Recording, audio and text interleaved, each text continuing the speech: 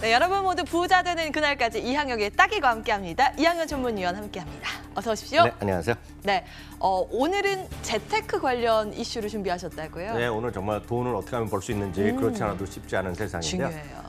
개인 종합자산관리계좌 IS에 대해서 오늘 다시 한번 알아보는 시간 준비했습니다. 이게 처음 나왔을 때 네. 국민 만능통장이다 하면서 선풍적인 인기를 끌었잖아요. 네, 맞습니다. 벌써 한 2년 정도 된 거로 제가 기억하는데요. 네.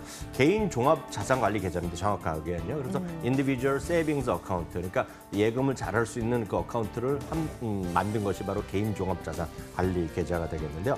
사실상 해당되는 사람들이 누구나 답니다. 대한민국의 거의 대부분이 다인데요. 예. 근로자 그리고 자영업자, 농어민의 재산 형성을 위해서 2016년에 일단 도입됐고요.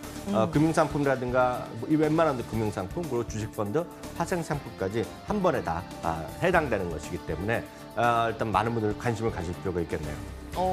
이게 네. 모든 사람이 다 신청하면 가입을 할 수 있다는 거잖아요. 근로소득이 있다면. 예, 뭐 근로소득도 예. 마찬가지고 제가 사업소득, 그러니까 보통 이제 프리랜서 하시는 분들은 다 사업소득자가 되기 때문에 예. 웬만하면 다 되는데요. 다만 뭐 돈이 있다고 해서 수억 원 낼 수 있는 건 아니고요. 연간 2천만 원까지 되겠고요. 한도가 있네요. 네, 의무 예. 가입 기간이 5년입니다. 다만 청년 및 총급여가 5천만 원 이하, 그러니까 자기 소득이 5천만 원 이하 소득자는 3년만 가입하면 되겠고요.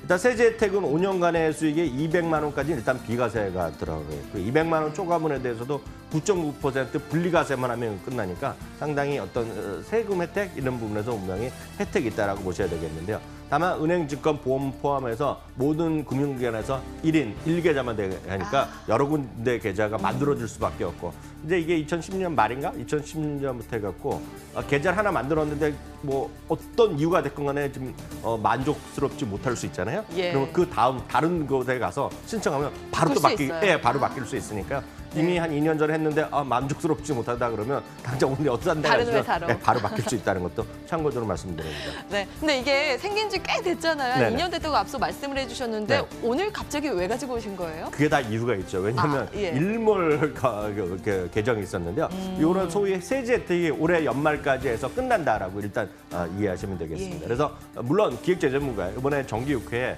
세제 혜택을 3년 더 연장하는 법안을 내놨거든요.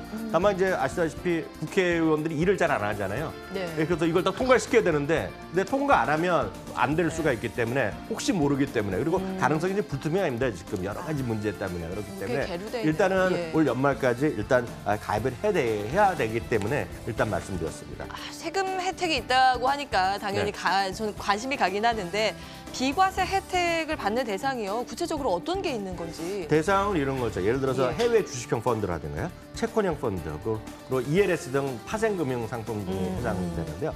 채권형 펀드는 이자 소득에 대해서 당연히 이제 비과세가 들어가고요. 주식형 펀드는 주식 배당 이런 것에 대해서 비과세가 됩니다. 다만 이제 5년간 계속 계좌를 유지해야 되기 때문에 이런 건 대부분의 어떤 세제 혜택이 있는 상품은 똑같은데요.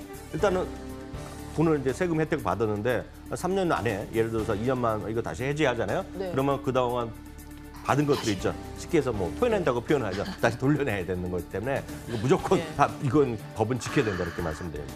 중도 해지하면 받은 혜택을 다시 내야 되는 그럼요. 이 휴대폰 약정 중간에 해지하는 거랑 비슷하네요. 딱 그겁니다. 예. 근데 이 ISA가요. 종류별로 또 구분이 된다는데요. 특징도 짚어주시겠어요? 네, 맞습니다. IS는 종류를 보면 일임형이 있고 신탁형이 있습니다. 일임형은 금융사에 전적으로 맡기는 거, 그러니까 1인 투자한다라고 말씀드리면 하시면 이해가 될 거고요. 신탁형은 운용상품을 가입자가 직접 바꿔 여러 가지 고르는 그런 예, 거다라고 이해하시면 되겠습니다. 당연히 신탁형이 상당히 좀 쌀 거고요. 일임형은 누군가 맡기기 때문에 약간 수수료가 비싸겠다. 물론 상식적으로 이해하시면 되겠고요. 가입하는 곳은 은행, 증권, 보험사 어디든 상관없다라고 일단 이해하시면 되겠고요. 각 금융기관만의 특징이 있겠는데요. 10월 기준으로 보면, 그러니까 지난 2018년 10월 기준으로 보면 전체 잔고는 5조 원이 돼 있는데요.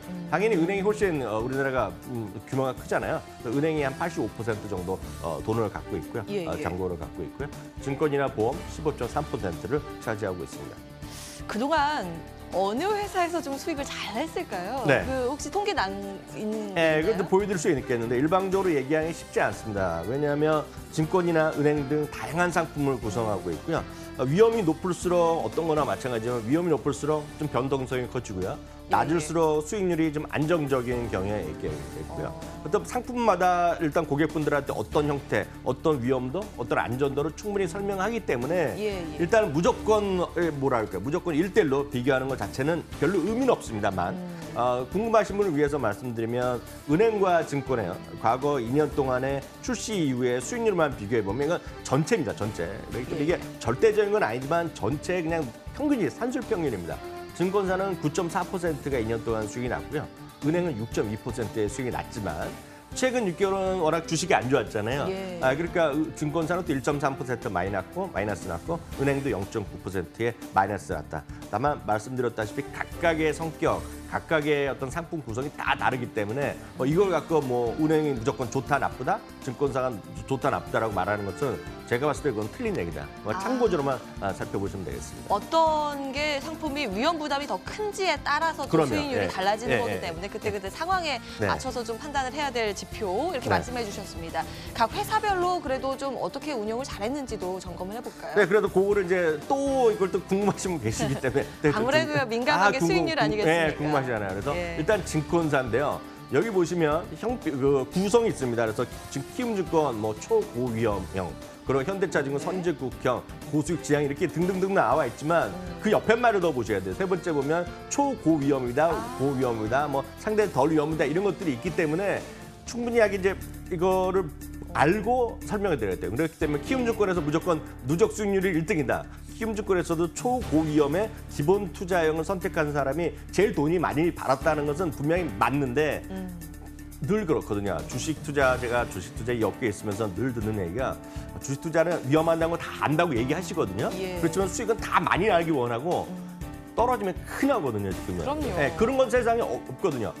변동성도 적고 수익도 그냥 나는 거는 그런 게 있으면 돈이 다 몰리죠. 늘 말씀드리지만 저희 방송도 하지만 주식이라는 건 엄청 위험 투자거든요. 그걸 인정하셔야 되겠고 특히 그중에서도 초고위험은 그런 상품으로 구성돼 있다. 그러니까 누적 수익률이 31.61% 났고 현대차가 27.98% 쭉 나왔고 궁금하시기 때문에 설명을 드리지만 이것이 다음을 보자는 것도 아니고 이것의 변동성은 그만큼 클 수밖에 없다는 것을 반드시 이해하시면 되겠고요.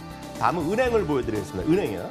은행도 여러 가지가 있겠는데 은행은 나름 상대적으로 좀 덜하죠. 왜냐하면 은행은 당연히 채권이나 이런 것들이 상대적으로 들어가지만 채권 자체도 플러스 마이너스가 분명히 있거든요. 그래서 은행도 글로벌 우량주의 IS에 공격현황 거를 25.26% 나왔고 물론 여기에는 해외 미국 주식이 여전히 좋았기 때문에 그렇지만 이것도 향으로 보자는 건 아닌 거라고 보시면 되겠고요. 그 위아래서 똑같이 이것도 마찬가지예요. 여기에도 채권도 들어가고 여러 가지 들어가기 때문에 이걸 제가 참고적으로 보여드렸을 뿐이지 이걸 갖고 무조건 좋다 나쁘다는 설명은 안 된다라고 말씀드립니다. 네, 확실히 앞자리 수익률이 좀 다르고요. 좀 다르죠. 초고위험이 앞서 쫙 있었는데 여기는 중간중간에 고위험이 조금 더 많은 비중을 차지하고 있습니다. 이렇게 만능통장 ISA에 대해서 살펴봤는데요. 투자 아이디어 관점에서 마지막으로 총정리 부탁드리겠습니다. 큰 틀에서 보면 분명히 말씀드릴 수 있는 건 세금 혜택 상품은 무조건 플러스 나는 겁니다. 세금은 세금을 많이 내고 싶다. 그런 분들은 안 하셔도 되겠지만 세금을 조금이라도 절세하고 싶은 분들은 예를 들어 이런 거 해야 하는 게 낫죠. 하고 나서 예를 들어서 최악의 경우에는 펀드 가입하고 나서 세금 혜택만 받고 조금씩 있으면 그냥 최대한 안전한 거. 아니 채권형이나 은행에만 넣어도 되거든요. 지금요 펀드만. 그래서 제가 봤을 때는 가입하시는 것이 제가 보기엔 좋다라고 보셔야 되겠고요. 다만 이런 건 있겠죠. 연소득이 수억 원이다. 티가 안 나거든요. 그러니까 이런 건 각자 판단하시면 되겠고요. 두 번째는 앞서도 계속 강조드렸지만 과거의 수익률보다는 상품에 대한 정확한 이해가 중요하다 말씀드리겠고요.